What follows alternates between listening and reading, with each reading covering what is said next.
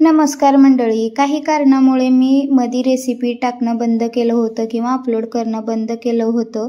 तर याच्या अगोदर जसा साथ दिली आहे तुम्ही, याच्या पुढेही तसाच साथ द्या. आजपासून मी रेसिपी अपलोड करत आहे.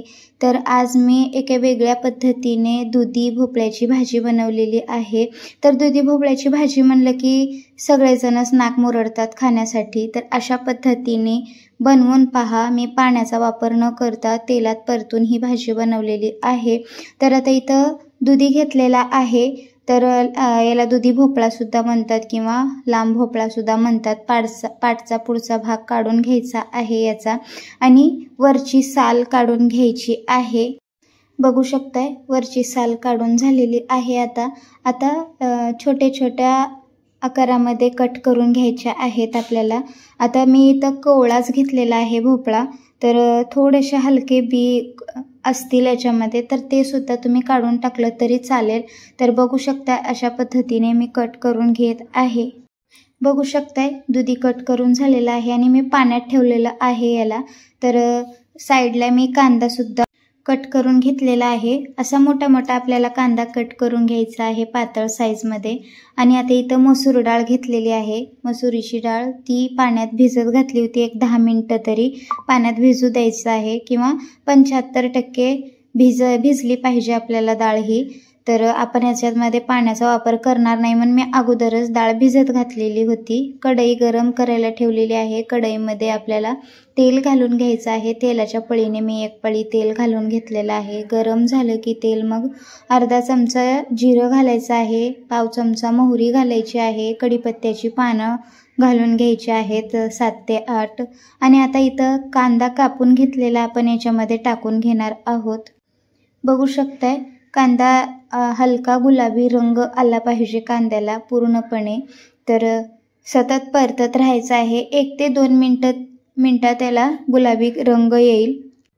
1 ते 2 मिनटं झालेले आहेत. आता इथं आपण दुधी घालून घेणार आहोत. पाणी आपल्याला टाकून द्यायचं आहे दुधीमधलं, आणि फक्त दुधी घालून घ्यायचं आहे याच्यामध्ये. तर हलका गुलाबी रंग कांद्याला आलेला तुम्ही बघितलेलंच आहेत आता या व्हिडिओमध्ये. तर बघू शकताय परतून घ्यायचं आहे. लगेचच आपल्याला याच्यामध्ये डाळ पण भिजत घातलेली मसुरीची ते सुद्धा याच्यामध्ये टाकून द्यायची आहे, म्हणजे ती सुद्धा या दुधीबरोबर मऊ पडेल. तर बघू शकताय गॅसची फ्लेम एकदम बारीक ठेवायची आहे आणि आपल्याला याला सतत परतत राहायचं आहे. आता झाकण वरती ठेवून अर्ध्या मिनिटांनी आपल्याला सतत परतत राहायचं आहे. तर बघू शकताय आता आपल्याला याच्यामध्ये पाण्याचा वापर करायचा नाही. आता याच्यावर झाकण ठेवून अधूनमधून परतत राहायचं आहे आपल्याला. एक 7 ते 8 मिनिटात ही डाळ आणि दुधी दोन्ही मऊ पडतील. इथंपर्यंत आपल्याला याला सारखं परतत राहायचं आहे.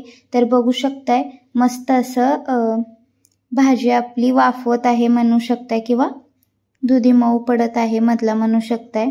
तर बघू शकताय अशा पद्धतीनं आपल्याला सतत परतत राहायचं आहे याला.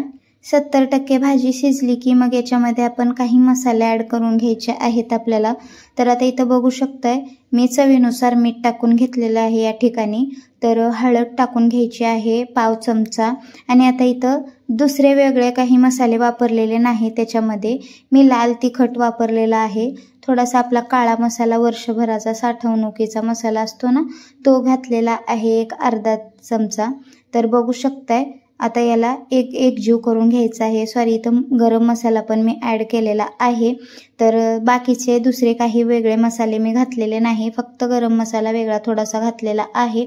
तर आता याला परतून घ्यायचं आहे आणि एकजीव करायचं आहे म्हणू शकताय. आणि वरती झाकण ठेवून परत आपल्याला हे बाकीची 30% भाजी आपल्याला शिजवून घ्यायची आहे. तर बघू शकताय पाण्याचा वापर केलेला नाही तरीसुद्धा आता हे मीठ वगैरे घातलेलं आहे. यालासुद्धा थोडंसं ओलसरपणा सुटणार आहे आणि डाळ आणि दुधीसुद्धा मऊ पडेल या ठिकाणी. तर बघू शकताय मस्त अशी भाजी आता आपली रेडी झालेली आहे म्हणू शकताय, किंवा मऊ पडलेली आहे. अजिबात पाण्याचा वापर न करता आपण ही भाजी बनवलेली आहे. अप्रतिम दिसत आहे, चवीला सुद्धा भन्नाट लागत आहे. अशा पद्धतीची आणि किंवा अशा चवीची भाजी नक्की बनवून पहा. व्हिडिओ कसा वाटला कमेंट्स बॉक्समध्ये सांगायला विसरू नका. थोडीशी वर्ण टाकायची आहे, बघू शकताय एकजीव करायचं आहे. मस्त अशी आता भाजी रेडी आहे म्हणू शकताय. टिफिनसाठी किंवा दुपारच्या जेवणासाठी किंवा संध्याकाळच्या जेवणासाठी अशी भाजी झणझणीत चमचमीत बनवू शकताय. थोड्याशा वेगळ्या पद्धतीची म्हणू शकताय. बघू शकताय मस्त अशी भाजी आता आपली रेडी झालेली आहे. व्हिडिओ कसा वाटला कमेंट्स बॉक्समध्ये सांगायला विसरू नका. आवडल्यास लाईक करा, शेअर करा तुमच्या मित्रमैत्रिणींना, नातेवाईकांना, त्यांनाही अशा नवनवीन रेसिपी पाहायला मिळतील. परत भेटू अशा एका नवीन रेसिपीसोबत. तोपर्यंत धन्यवाद.